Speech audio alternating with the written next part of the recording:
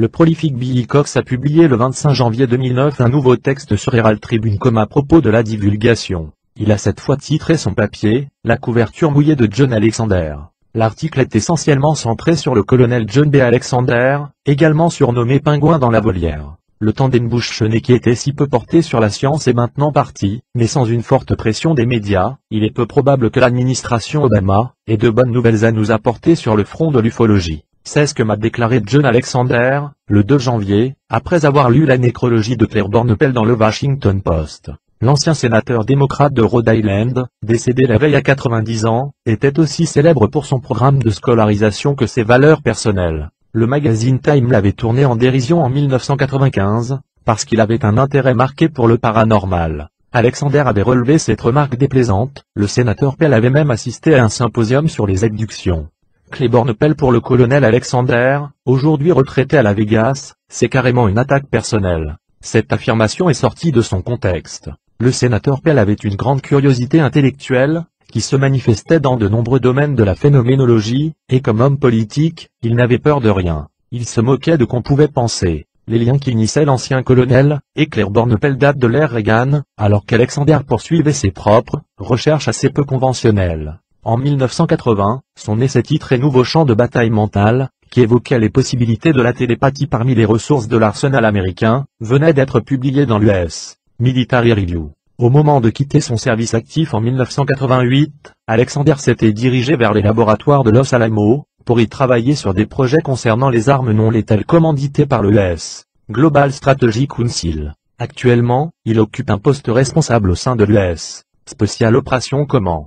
John B. Alexander ayant eu lui aussi à subir quelques critiques pour ses recherches dans le domaine du paranormal, Alexander ne s'attend pas du tout à ce que les leaders politiques de Washington se mouillent sur le sujet OVNI. Ce vétéran du Vietnam ne se fait aucune illusion sur le plaidoyer de John Podesta en faveur de la transparence, ni de la part d'Hillary Clinton malgré ses positions avérées en regard du grand tabou, parce que le domaine des OVNI ne permet pas de capitaliser en politique. Selon lui, il y a une grande différence entre les intérêts personnels et institutionnels. Ce n'est pas un sujet décisif en matière de bénéfice électoral. Le public est concerné, mais son attitude est ambivalente. Contrairement à bien d'autres chercheurs, John Alexander avait longtemps prétendu qu'il n'y avait pas de couverture sur les ovnis, que les fédéraux ne protègent en fait que les sources et les méthodes. Vers la fin de sa carrière militaire, Alexander avait raconté qu'il lui était arrivé d'interroger de hauts responsables militaires sur les ovnis, y compris des généraux de 2 étoiles, et que ces gens avaient paru sincères en répondant qu'ils n'étaient au courant de rien. John Alexander a des mots assez durs, quand il évoque la façon dont l'Air Force a botté en touche au sujet de l'incident de Roswell, fournissant jusqu'à 3 versions officielles, de même quand il parle de l'étude de 1969 menée dans le cadre de l'Université du Colorado. La lessiveuse du Colorado avait marginalisé le sujet OVNI, écarté les preuves, et permis à l'US Air Force d'affirmer publiquement qu'elle cessait d'enquêter. Alexander a coutume de répéter, les OVNIs sont une réalité. Les preuves sont accablantes que des engins volants se manifestent dans notre espace aérien, et qu'ils ne sont pas terrestres. Mais la plupart des scientifiques refuseront de s'y intéresser parce qu'ils pensent encore au rapport Condon, du nom d'Edward Condon, qui avait supervisé le projet de l'Université du Colorado. Mais ils s'imaginent qu'il avait conduit une étude approfondie, alors que ce n'était pas du tout le cas. Nous devrions faire en sorte que les scientifiques aient envie d'étudier à nouveau le phénomène, cependant nous avons vu avec le sénateur Pell comment sont traités les gens qui veulent enquêter sérieusement. Edward Condon en fait, conclut Alexander, je pense qu'un John Podesta pourrait quand même faire quelque chose. Il s'agirait d'adresser une requête formelle auprès de l'Académie nationale des sciences, afin qu'elle prenne l'initiative de relancer une étude des preuves qui ont été ignorées. Mais ça ne sera pas facile, parce que ce n'est pas politiquement valorisant. Et la communauté scientifique ne s'intéresse même pas à étudier des preuves. Elle les écarte a priori. Si seulement il y avait un peu d'argent à la clé. Si la situation économique n'était pas aussi désastreuse. Mais il y a tant de gens qui sont contraints de quitter leur maison. Et le chômage qui pourrait bientôt atteindre un chiffre record. Et de guerres qui sont en train de pomper les ressources de l'Amérique. Etc. etc. Billy Cox. Les éditions Saint-Martin annoncent la sortie prochaine du Faux, Mythe, Conspiracy and Reality, par le colonel John B. Alexander, un ouvrage qui devrait marquer une étape importante dans la réflexion sur ce sujet controversé. Pour l'auteur, il est évident que les ovnis sont une réalité. Il s'agit d'objets tangibles, qui parcourent notre univers. Il n'existe pas de réponse simple à ce phénomène complexe, mais vous devriez y trouver des réponses à plusieurs de vos questions. préface du Dr Jacques Vallée, introduction de Burrutan, et commentaire de Tom Clancy. L'analyste Bruce Maccabée a déjà publié une longue chronique de l'ouvrage.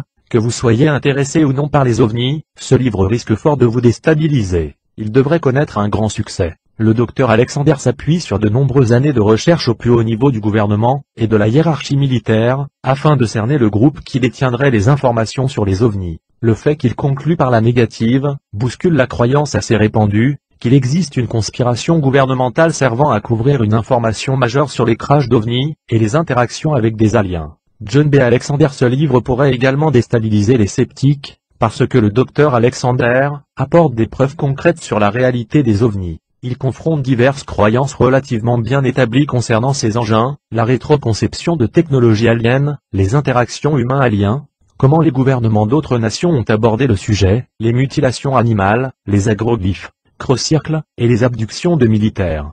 Tous ceux qui s'intéressent sérieusement à l'étude du phénomène OVNI auront intérêt à lire cet ouvrage. Après plus de 25 années de recherche passées à taper aux portes et questionner de hauts responsables militaires et des scientifiques liés au gouvernement ainsi que des ingénieurs de pointe au sujet du phénomène OVNI, le docteur Alexander prétend avoir obtenu la confirmation de ce qu'il avait toujours pensé: il n'existe pas de programme secret sur les ovnis, contrôlés ou non par les autorités. Il apporte des preuves conséquentes. Le docteur Alexander raconte sa traque du groupe de contrôle, mais l'ouvrage recèle aussi bien d'autres apports essentiels. Il nous décrit comment fonctionne le système, ce qui peut s'avérer important pour tous ceux qui souhaitent mener leurs propres recherches sur ce GC. John B. Alexander. Il évoque ce qui pose problème dans le témoignage de Philippe Corso, tel qu'il l'a publié en 1997, dans son livre de D.F.T. Roswell. Il traite de l'impact extrêmement négatif de la commission Condon, qui eut pour conséquence de dissuader les hommes politiques de réclamer de nouvelles auditions publiques devant le Congrès. Ce livre présente une leçon de civisme applicable à la stratégie de la recherche ufologique et à la conduite des enquêtes.